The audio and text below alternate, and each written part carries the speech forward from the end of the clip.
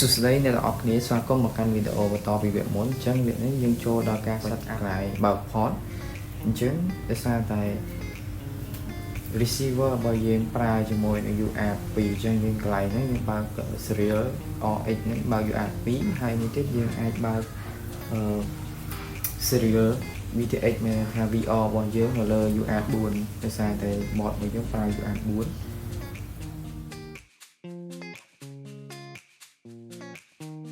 4chung mà nó cái line configuration dương set upតាម default របស់គេដែល like ចំពោះកន្លែង air mode ហ្នឹងយើងត្រូវបិទជាដាច់ខាត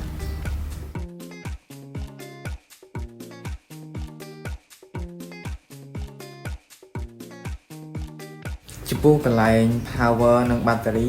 ចំពោះតម្លៃ minimum cell voltage ហ្នឹងកន្លែងហ្នឹងយើងអាចយកត្រឹម 3.3 មកហើយ maximum cell voltage ទាំងអស់ហ្នឹងយើងអាចយក 4.3 ហើយ warning cell យើងយកត្រឹម 3.5 មកហើយបន្តទៀតកន្លែង voltage meter យើងយកតាមហ្នឹងមកតាមប្រភេទថ្មយើងប្រើហ្នឹងហើយយើងដាក់ config ទៅតាមហ្នឹងមក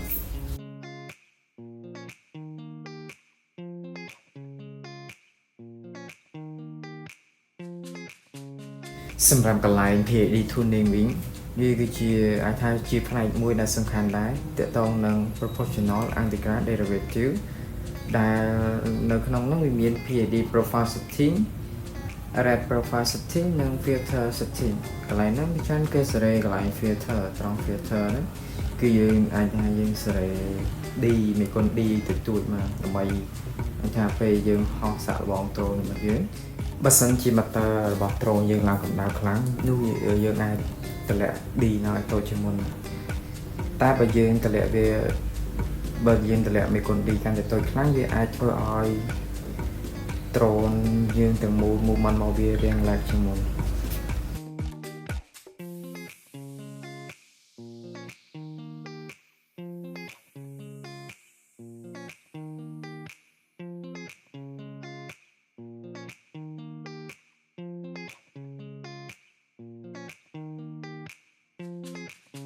សម្រាប់កន្លែង up OSD វិញគឺយើង set up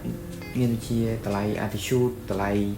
parameter របស់ថ្មរបស់យើងមាន voltage សរុប voltage ក្នុងមួយ cell ហើយ current វា C ក្នុងរយៈពេលយើងហោះហើរមានដូចជា flight time មានរយៈពេលតាំងពីយើងដកថ្មរហូតដល់យើងដកថ្មហើយមានកន្លែង mode armis ចឹងមកហើយមានparameter ផ្សេងៗទៀតដែលយើងចង់មើលវាជួយយើងក្នុងការមើលរូបភាពវីដេអូផ្សេងៗក៏ដូចជាទិន្នន័យមួយចំនួននៅលើ drone របស់យើងផងដែរដូចជាទិន្នន័យថ្ម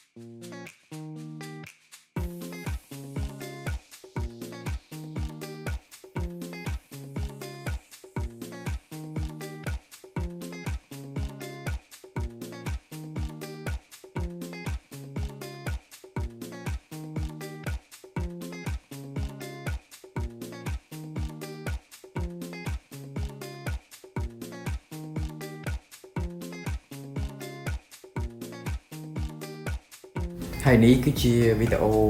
ដែលយើងមើលចេញពី VR របស់យើង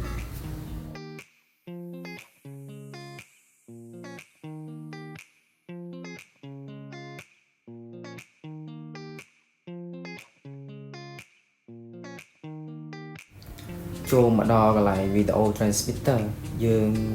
ចំពោះ band នេះខ្ញុំយក band res band ហើយ channel វិញខ្ញុំ select យក channel 8ចំពោះ power វិញគឺយើងយក Mac មកកន្លែងនេះខ្ញុំ Mac អញ្ចឹងយើងចូលទៅដល់ CLI អាចថាកន្លែងនេះជា comment មួយជាកន្លែងមួយសម្រាប់ឲ្យយើង comment បានដូចជាឧទាហរណ៍ដូចជាខ្ញុំចុចចង់ search ថា version វាណាអញ្ចឹងវានឹង load ពេលយើងវាយពាក្យថា version ចូលនឹងវានឹង load version មក version របស់យើង version ប្រភេទ SLMX ប្រភេទ man series man ហើយកម្មវិធីគេ butterfly man អញ្ចឹងយើងចូលទៅបកទៅកាន់កន្លែង set up meter វិញអញ្ចឹងយើងចូលមកកន្លែង meter មកអញ្ចឹងយើងនឹងឃើញកន្លែង ESC meter protocol យើង select យក D short 300មកហើយបើកដូចនៅក្នុងតានៅក្នុងកន្លែង master ហ្នឹងហើយអូសឡើងលើឲ្យកប់តមកទៀតយើងចាប់ផ្ដើមទាញតម្លាក់វាមក0វិញ 0%អញ្ចឹងវានឹងលើសំឡេងបន្តទៀតមានន័យថា ESC យើងកែប្រែជាមួយនឹង motor យើងបានជោគជ័យហើយចំណុចមួយទៀតចូលទៅដល់កន្លែង recorder motor យើងអាចចូលទៅ recorder motor មានថាយើងទៅ serial order របស់ motor មួយ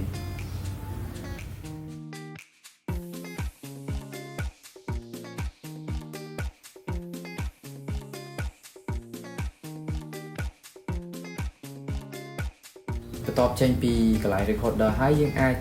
ចូលទៅ motor direction ដើម្បីកំណត់ direction របស់ motor មួយរបស់ drone របស់យើងទៅកាលណាវាយើងអាចធ្វើ reverse ឬក៏ឲ្យវាទិសដៅវាមានទិសដៅវាមាន2ស្របទៅទិសដៅទៅនៃលើការនិងច្រាស់ទិសដៅទៅនៃលើការអញ្ចឹងយើងអាច reverse ឬក៏ inverse វាបាន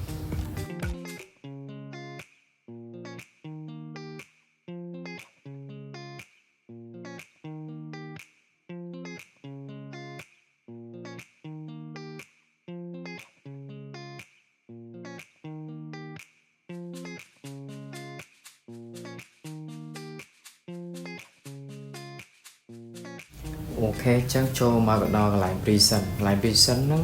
ចំណុចសំខាន់ដែលយើងត្រូវប្រើមាន2គឺកន្លែង save backup និង load backup ចំពោះពាក្យថា save backup គឺយើង save នៅ parameter មានថា parameter យើង set up ទាំងអស់ហើយយើងអាច save ទុក parameter ហ្នឹងទៅដើម្បីយើងងាយស្រួលក្នុងការ upload ចូលទៅ firmware ហ្នឹងទៅកាន់ drone មួយទៀតប៉ុន្តែ drone ហ្នឹងគឺត្រូវជាប្រភេទ drone ដូចគ្នាឧទាហរណ៍ដូចយើងប្រើប្រាស់ឥឡូវយើងប្រើdrone 3 inch កន្លះអញ្ចឹងយើងអាច upload ចូលនៅប្រភេទ drone 3 inch កន្លះដូចគ្នាហើយមួយទៀតអូខេកន្លែង load ហ្នឹងគឺយើង load ចូលទៅក្នុងប្រភេទចូលទៅ drone មួយទៀតចូលក្នុង flight controller របស់ drone មួយទៀតដែលមានទំហំប្រព័ន្ធគ្នាតែទំហំដូចគ្នា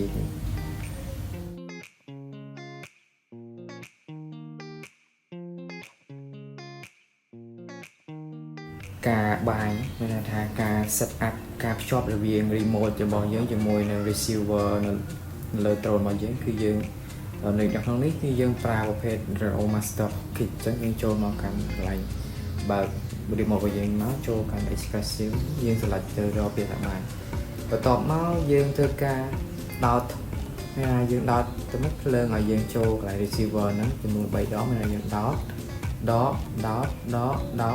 ហើយដោតវាជាប់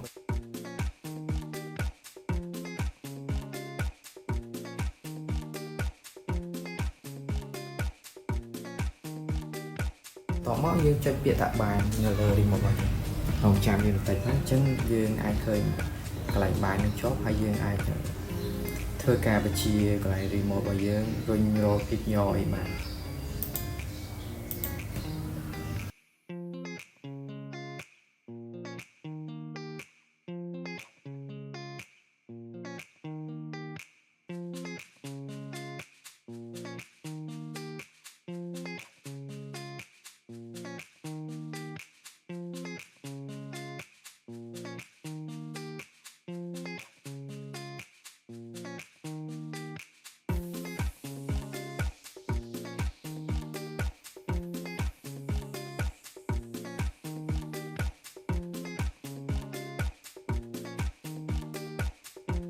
ក្រោយពីយើងបានភ្ជាប់ receiver ជាមួយនឹងដៃបញ្ជារបស់យើងហើយយើងធ្វើការ set up នៅកន្លែង mode ទី1គឺកន្លែង arm មានន័យថាយើងពេលយើងចុច arm ភ្លាមវាធ្វើឲ្យ motor ទាំង4របស់ drone របស់យើងដំណើរការសម្រាប់ mode របស់យើងមាន3 angle mode horizon mode និង acro mode យើងត្រូវ set up មួយដោយយើងបើកកន្លែង auto ហើយយើងវាយ speed យើង assign speed មួយមកអញ្ចឹងវានឹង load auto